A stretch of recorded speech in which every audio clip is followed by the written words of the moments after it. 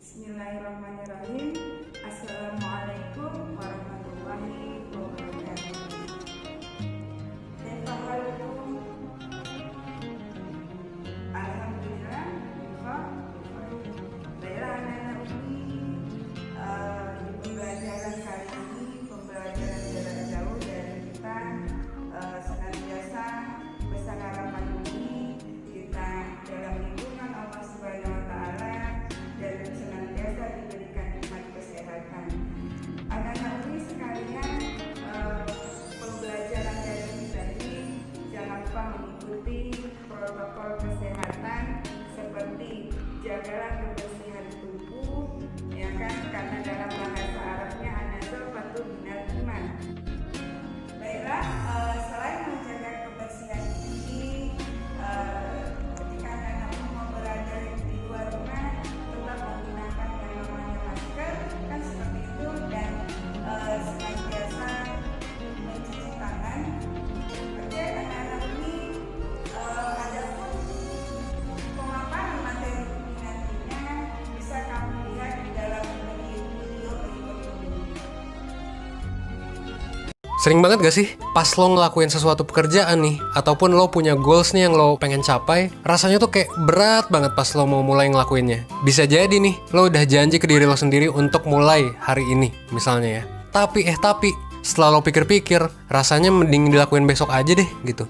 Dan sayangnya nih, pas besoknya lo malah bilang, ah udah lusa aja deh. Dan pas lusa lo bilang, awal bulan aja deh biar enak. Sampai pada akhirnya pekerjaan itu nggak lo kerjain sama sekali. Nah pastinya banyak banget nih yang punya masalah kayak gini. Bahkan gue sendiri juga ngerasain hal ini nih sekarang.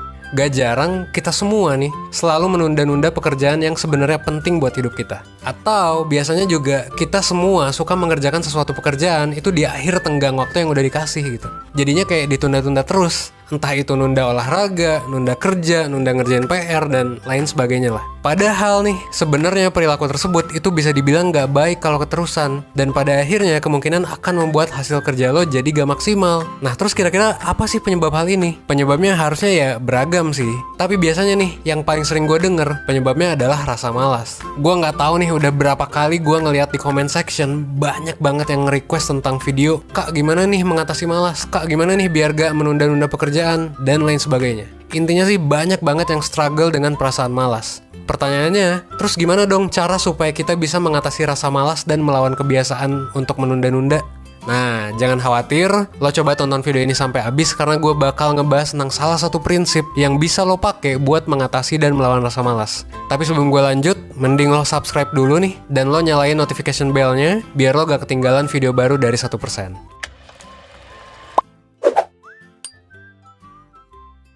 Ngomong-ngomong tentang rasa malas, mungkin kita perlu belajar nih dari negara yang kita tahu negara ini tuh anti banget nih sama yang namanya rasa malas. Coba lo tebak negara apa? Yes, negara Jepang.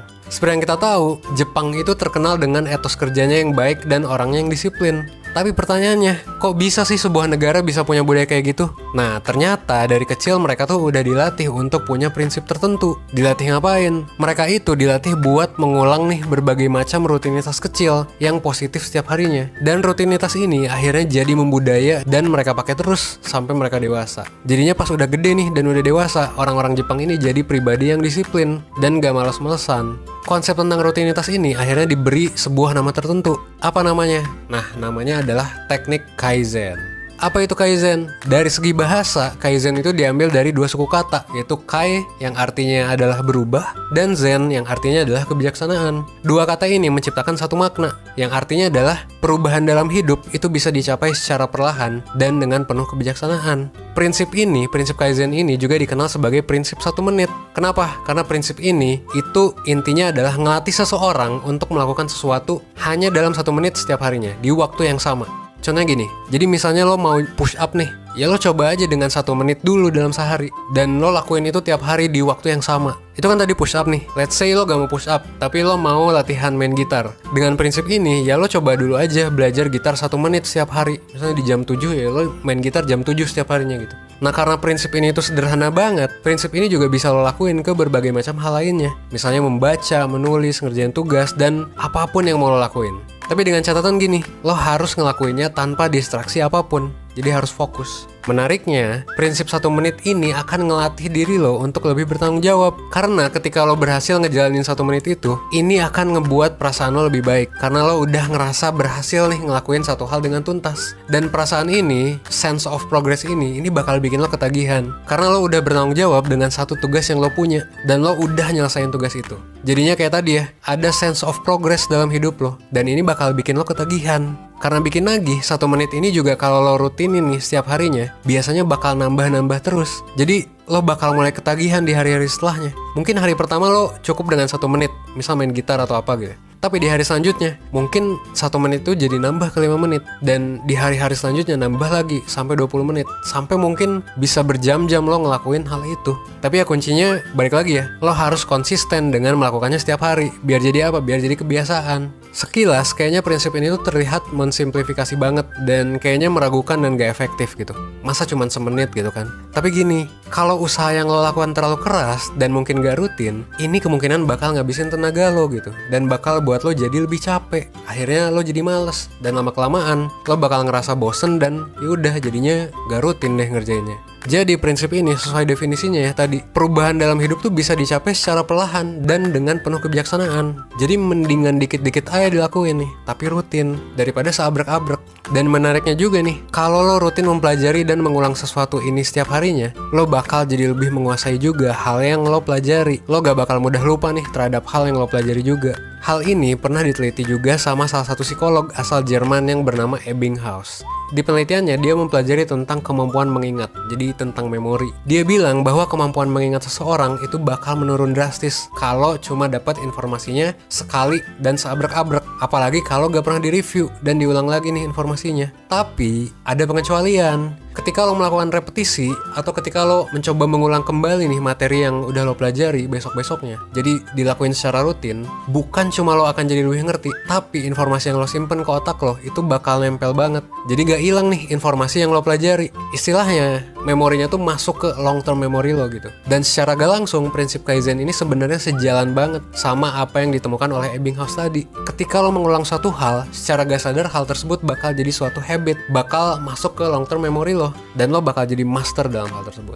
Prinsip Kaizen ini juga bisa dikerjain sama siapapun dan bisa diterapkan di bidang kehidupan apapun. Karena gampang banget kan, lo tinggal ngeluangin waktu at least 1 menit lah setiap harinya. Dan yang gue suka dengan prinsip ini juga adalah karena prinsip ini sejalan banget sama visi 1% dengan ngebuat lo jadi lebih baik nih, seenggaknya 1% setiap harinya. Karena kalau lo terus tambahin nih 1% knowledge lo tiap hari, lama-lama setiap harinya itu knowledge lo bakal bertambah jadi ribuan persen efeknya gitu. Compound interest, bahkan bisa lebih dari itu. Nah inilah yang dinamakan dengan compound interest ya. Kenapa gitu? Sebenarnya ini sama kayak investasi, tapi investasinya itu investasi ke otak lo. Jadi mirip-mirip nih sama nabung saham. Kalau lo nabung saham terus, maka ya bunga dari saham itu kan dividen dan lain sebagainya pasti akan bertambah terus kan yang lo dapet gitu. Nah kalau ini nabung ilmu nih ke otak dan tubuh lo. Bedanya kalau lo nabung ke suatu habit, lo bakal jadi expert di habit tersebut dan otak lo bakal semakin kuat setiap harinya gitu. Nah makanya kalau sebelumnya lo nih yang request dan tanya-tanya tentang video mengatasi kemalasan itu kayak gimana, sekarang giliran gue nih yang balik nanya ke lo. Kira-kira kapan nih lo mau ngeluangin seenggaknya 1 menit aja setiap harinya, yang kemungkinan hal tersebut bakal mengubah hidup lo gitu. Nah lo bisa jawab pertanyaan itu di comment section. Coba kasih tahu di comment section kira-kira habit apa sih yang mau lo kembangin dengan prinsip Kaizen ini. Oke, mungkin itu aja. Jangan lupa like, comment, share, dan subscribe video ini. Jangan lupa juga nyalain notification bell-nya biar lo gak ketinggalan video-video keren 1% selanjutnya. Gua Evan dari 1%, thanks.